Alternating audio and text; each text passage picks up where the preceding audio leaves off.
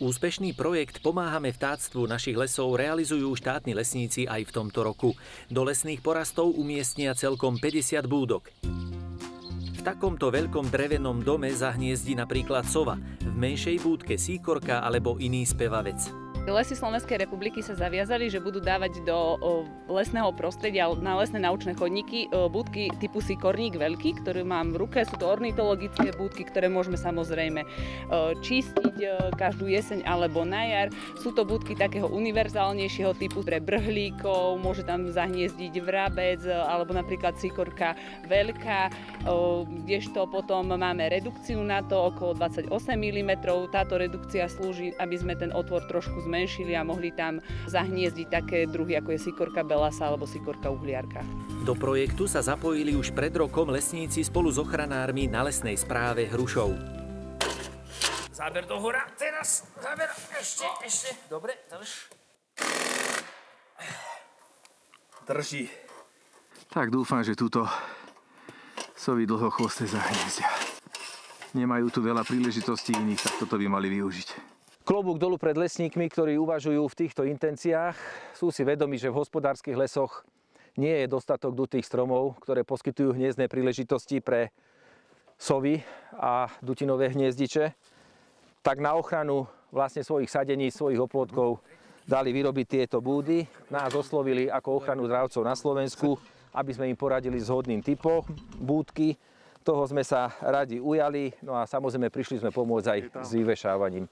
OZ Tribeč sa zapojil v roku 2022 do tohto projektu prostredníctvom spolupráce s pánom Kovačom z ochrany dravcov Slovenska, kde na lesnej správe Hrušov v spolupráci s vedúcim lesnej správy inžinierom Pavlenkom bolo inštalovaných viac ako 10 búdok, hlavne sovníkov, ktoré vlastne boli zamerané na to, aby sme pomohli tam na tie biotopy naše lesné vrátiť tie sovy. A z dôvodu toho, že prostredníctvom spolupráce s Národným lesníckym centrom sme prišli k zaujímavým informáciám, že značné škody na mladých lesných porastoch nám dokážu spôsobiť aj hlodavce, ktoré práve sú tými sovami lovené. Okrem búdok nainštalujú horári v areáloch základných alebo materských škôl celkom 50 kusov krmidiel, na ktorých môžu žiaci pozorovať operencov vyskytujúcich sa v mestách alebo obciach.